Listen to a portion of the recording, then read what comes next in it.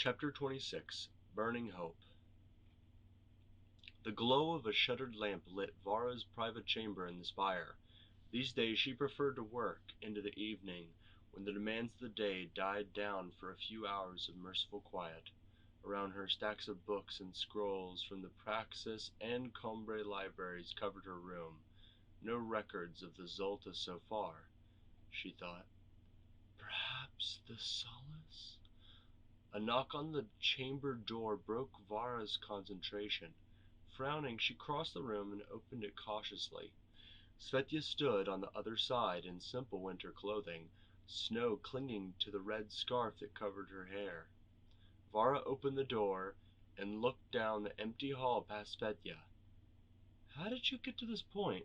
I'm afraid I'm busy," Vara said, masking her shock under a harsh tone as she withdrew and started to close the door. "Please bring your petitions to the throne room." Svetya's hand slammed into worn oak, keeping it open. "Please," she asked, her voice hoarse, "a minute of your time." She's desperate, Vara thought. You can hear it. Grimacing, she relented. Svetya ducked her head in thanks and stepped inside. "Again, I ask, how did you get in here?" Vara asked, locking the door and turning to face her visitor. "The spire is heavily guarded at all hours." Svetya smiled apologetically. "Maybe less well than you think. I met someone who trades in secrets, and she helped me find the way in for a price." "The Cabal," Vara guessed, staring at Svetya. "My uncle cut a deal with them when he was regent. It ended poorly for him. I suggest you choose your allies more carefully, and I will have many questions for the guard tomorrow. Eileen sent one of her warriors to root them out," Vara thought. "But they're like rats, and the spire is infested." Dorian looked down. "You left me with few options. I gave up something of pure value to see you here, alone. I won't take up much time, but..." Svetya took a slow breath and met Vara's gaze. "I came to you because I know that you lost your father recently, too. I thought I had for the longest time," Vara thought, gritting her teeth through a flood of memories. "I remember my mother's voice when she told me that Caiaphas was gone. She was cold and furious." "Yes," she replied. "So you, of all people, know. You understand what has happened." Svetya put an arm to her chest. "My father, the Orin, my mother, Cameron and Marcos too, all gone. Killed on a madman's orders. Yushkov's orders." Svetya grimaced. "He is no Orin, no ruler. He is a butcher." Fumbling, she pulled a small hunting knife from her belt. Vara took a half step back, the room darkening slightly by reflex. But Svetya made no move towards her. Instead, she held the blade out into the lamplight. The handle was wrapped in worn leather, and a small crest gleamed on its brass pommel, the profile of a bear. "This is my father's knife," Svetya said, all grief burned from her voice.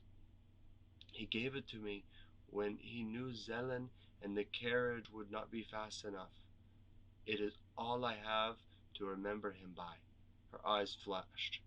"And it will be the last thing Yushkov sees." "I know exactly what that hate tastes like," Vara thought. "But I am more than that now. I have a city to look after." She crossed her arms and smiled a small smile, trying not to show the compassion she felt. "Your conviction would do him proud," Vara said. "And while I cannot stand Yushkov, our ruling in the throne room stands." Slowly feeling the weight her words carried as she spoke, Vara continued. "Argenport cannot provide the aid you need. Whether Yushkov's claim to your throne is legitimate or not, our city simply cannot risk another war. Not after everything it's been through." Svetya held her chin high, but Vara saw her shoulders sag, defeated. "I'm very sorry." "No, you were right." Svetya cut Vara off. her voice numb as she bowed slightly. "You have people to look after.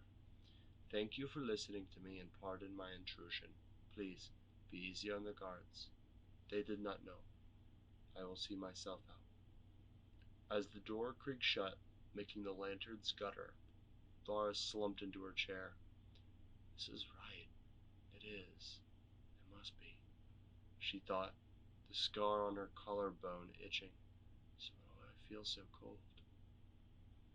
"Make way for the savior of Kosul," the standard bearer called. Soldiers started to rise, but before anyone in the rubble-strewn hall of Korvyat Palace could stand, Yushkov stormed in, his great bear Vargo lumbering behind him. "Where is he?" Yushkov roared, his face red from the winter winds. "Bring him to me." Who, Your Excellency?" a recruit stammered. "Severin," Yushkov bellowed, rounding on the shaking man. "The lying snake." I don't know where he..."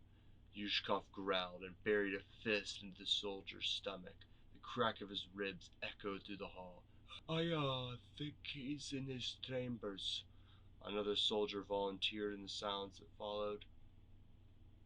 Without a word, Yushkov marched out of the hall. Lazily, Vargo padded over to the recruit, leaning down until his heavy fangs were next to his head, and snarled, low and menacing.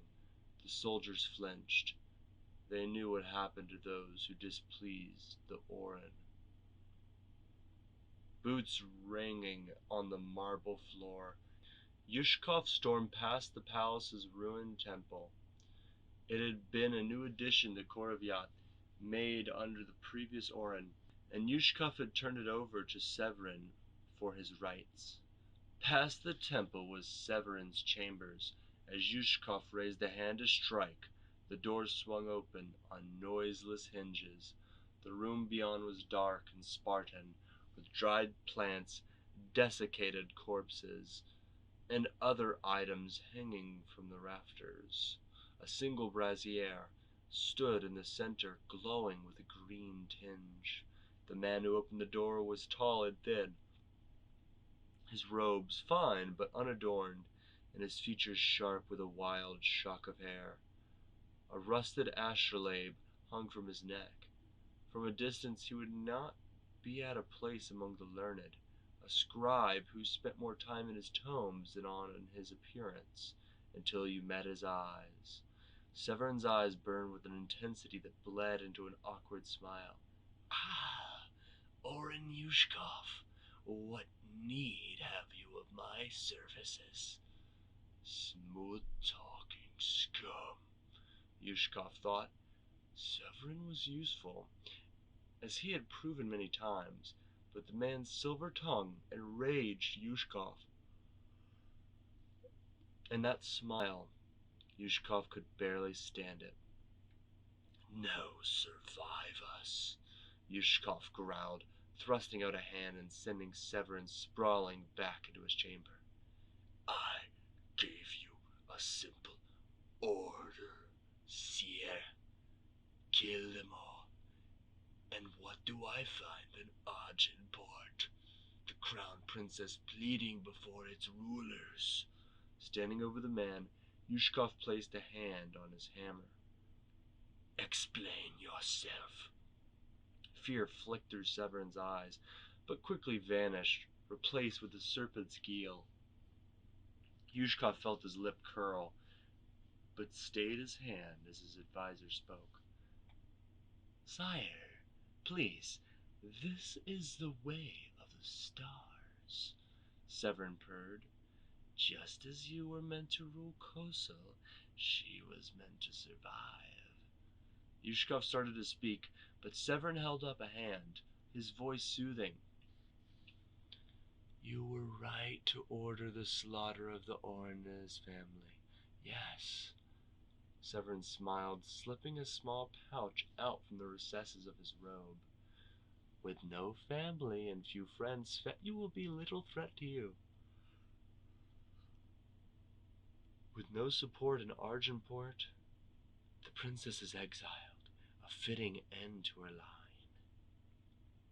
His hand darted out, and the brazier flashed, a bright blue smoke pouring from it to form an image of Yushkov. As Severin's voice rose over the crackling flames, "This is the Orin of Kosul, draped in furs and forged in bloodshed. The people have called for strength for many centuries, and you have answered it." As he finished speaking, the fire and smoke faded, leaving behind an acrid stench. "I have seen more, my liege," Severin added fervently. "Kosul will rejoice as its fearless Orin takes their rightful place." Yushkov nodded, his hand sliding from his hammer. "You speak well, Star Reader," he said levelly. "I am a simple man, but not so simple so as to not see through your flattery. Fail me again, and I will feed you to Fargo." The great man bared his teeth.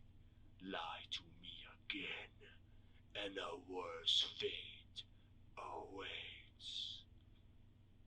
"You are gracious, Orin," Severin said, sweeping into another low bow. "Kosul is stronger with your return. I will see to the princess. You have no reason to fear her, nor the rabble outside." "Rabble?" Yushkov grunted, eyes narrowing. "There was an attack on our warehouse," Severin replied, "and there are rumors of a growing resistance. One of their number was very talkative." "Sabotage? I have no patience for such cowardly acts," Yushkov said, turning. "I will make Kosul strong again, sage, and tear down any who dare stand in my way. If these rebels will not fight me directly, we will burn them all." Behind Yushkov, Severin smirked. "Yes, my lord, all indeed.